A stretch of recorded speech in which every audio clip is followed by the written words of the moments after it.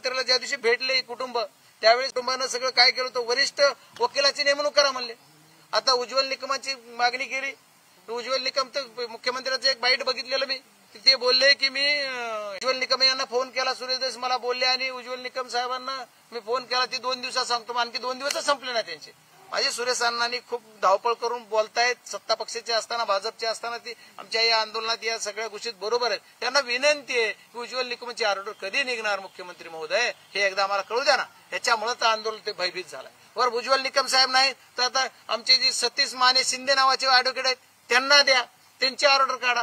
ही आमची मागणी आज यांची सुद्धा तीच मागणी होती. या सर्व आणि फरार आरोपी आणखी सापडला जात नाही. एवढा महाराष्ट्र पेटलाय तरी फरार आरोपी पकडला जात नाही. ही किती बिलकुल वाईट परिस्थिती आहे. त्याच्यामुळे ह्या सर्व गोष्टीत करताना आणि बघा आम्ही एवढं सगळं करतोय, मोर्चे काढतोय, बीड जिल्ह्यातली जनता पूर्ण भयभीत आहे. हे मोर्चे काढताना प्रति मोर्चे काढले जातात.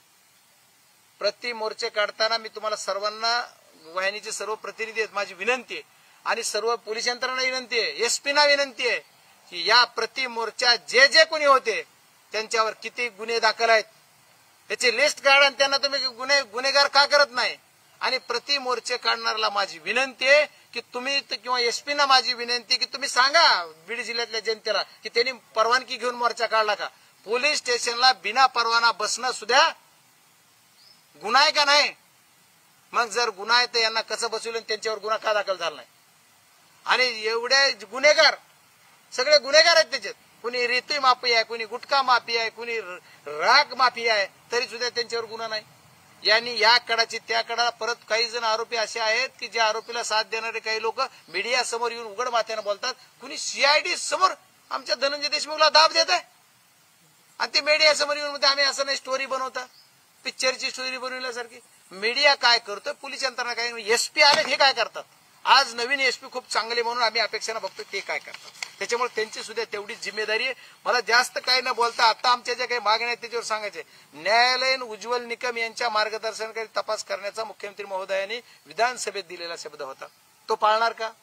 तपासात त्रुटी राहणार नाही, तो अर्धवट पुरावा सादर केल्याचा आरोपींना फायदा होणार नाही. यासाठी वरिष्ठ सरकारी वकील न्यायालय यांच्या देखरेखीखाली तपास होणे आवश्यक आहे. नाही होत तसंच तपास चालू आहे की नाही कुणालाच खात्रीशीर माहिती नाही. मात्र अर्धवट तपास व अर्धवट पुरावा आरोपींना जामीन मिळेल का काय अशी शंका आमच्या मनात किंवा बीड जिल्ह्यातल्या जनतेच्या मनात भीती वाटते. आरोपीवर तर गुन्हे दाखल करून घेतले जात नाही. ही आता जे सांगितलं मी तसंच आरोपीच्या समर्थनात हे सर्व संघटित गुन्हेगार आहेत. हे सगळे ह्या संघटित गुन्हेगार त्यांच्यावर प्रतिमोर्चा आमच्यावर करतात. त्यांच्यावर सुद्धा बघितलं पाहिजे. याच्यात काही चांगले लोक असतील. समाज माध्यमावर काही लोक आरोपीच्या दहशतीचा प्रचार करतायत. समाज माध्यमावर काही सोशल मीडियावर टाकतात आमचा बाप तो बाप रहेगा, आमचा हा बाहेर आला. आता एक पोस्ट आहे बघा, आता एक पोस्ट आली काहीतरी ही ज्यावेळेस काहीतरी ही येणार बाहेर येणार त्यावेळेस असाच धमाका होणार. ते ओपन होतं का नाही बघा, वाचायचं वरी. अण्णा जेव्हा बाहेर येणार आल्यास असाच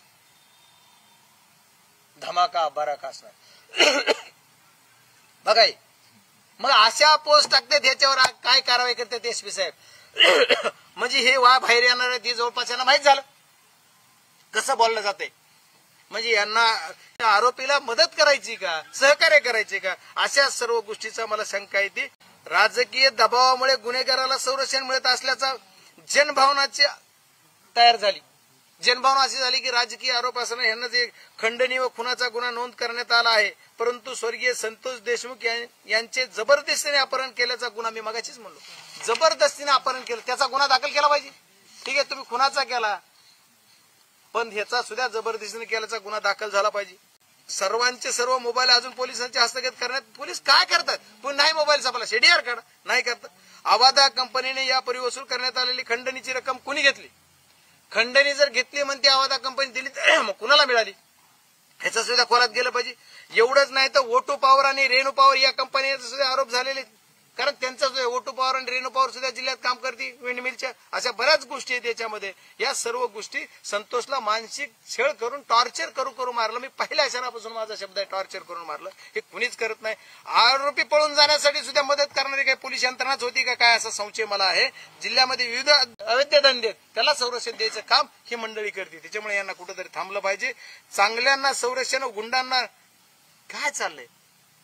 गुंडांना संरक्षण आणि चांगल्याला सोडून देताय, धरताय, अशी परिस्थिती झाली. यामुळे जिल्ह्यातील कुटुंब, इतर कुटुंब सुद्धा भयभीत आहेत. या सर्व गोष्टी करताना आपल्याला सुद्धा या कुटुंबाला रक्षण करण्याची जबाबदारी शासनाने घेतली पाहिजे आणि या कुटुंबाचं संरक्षण झालं पाहिजे. सरकारी वकील नेमला पाहिजे. अशा बऱ्याच मागण्या आहेत. आणि माझं म्हणणं आता संक्षिप्त सांगतो, एकच म्हणणं आहे की या जी मोका लागला पाहिजे, जो खंडणीतला आरोप याचा गुन्हा जिथून सुरुवात झालं, संबंध महाराष्ट्राला मी सर्व हिस्ट्री सांगितलेली आहे, पोलीस यंत्रणा सांगितली, माझे गृहमंत्री आणि मुख्यमंत्र्यांना सुद्धा माझी विनंती आहे, तुम्ही सुद्धा सर्व ऐका. हा घटनाक्रम मी फक्त 28 पासून पुढचा नेलाय, त्याच्या अगोदर तर लय काही आहे.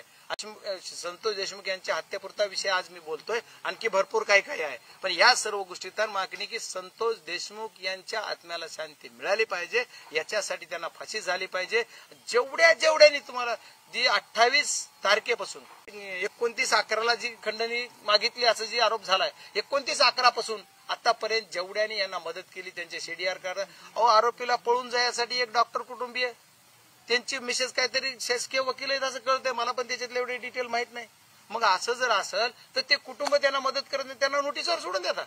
यांना सुद्धा याच्यात घेतलं पाहिजे मोक्यामध्ये. हे सर्व ज्यांच्याशी कॉल डिटेल झालेत, कारण हे म्हणतात आमचं काही वाकडं होत नाही असं जर बोलतात, त्याच्यामुळे लोकांमध्ये आज संतोष देशमुखची हाल का झाले. संतोष देशमुखला भीती वाटते, थरथर करायला पोरगा तो काय की बाबा उद्याच्याला येऊन माझं घर संपतील, त्याच्यापेक्षा मी मरतो. मी ठरलो नाही, मी कार्यक्षम ठरलो नाही, कार्यक्षम दिसू दिलो नाही, किंवा माझ्या भावाला मी न्याय देऊ शकलो नाही, त्याच्यामुळे मीच मरतो अशी त्याच्यात भावना निर्माण झाली. ही भावना काढायचं काम मायबाप पोलिसांनी, मायबाप सरकारने केलं पाहिजे. आणि याच्यासाठी ह्याला मोकोकामध्ये अटक केलं पाहिजे. 1 ते 7 आणि 8 नाही, ही 100 जणांची 200 जणांची टोळे, 11 लोकांची यादी मी एसपीना पण दिली की जे परळीमध्ये काय धंदे करतात, त्यांना काय काय पुरवतात, कुठं काय काय रात्री अपात्री काय काय विषय होते, त्यांची ही सगळी जी यादी आहे यांचे काढा. हे कुठून कुणाला पैसे जातात, कुठून गोळा होतात, कुठून पैसे येतात, ही जर सगळं काढलं ना तर महाराष्ट्र हादरून जाईल.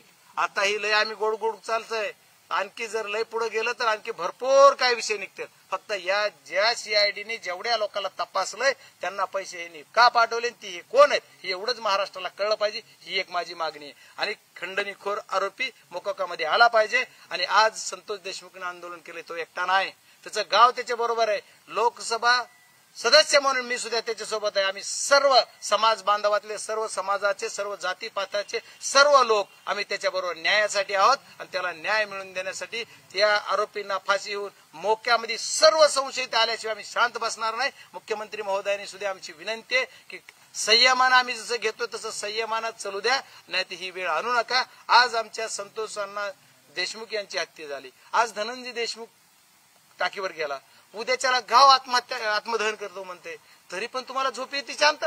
ह्या प्रक्रियेत असतो तर मला वाटलं असतं असं उचलून टाकलं असतं आपल्या जमिनीनं, पण यांना काही संवेदनशीलताच नाही.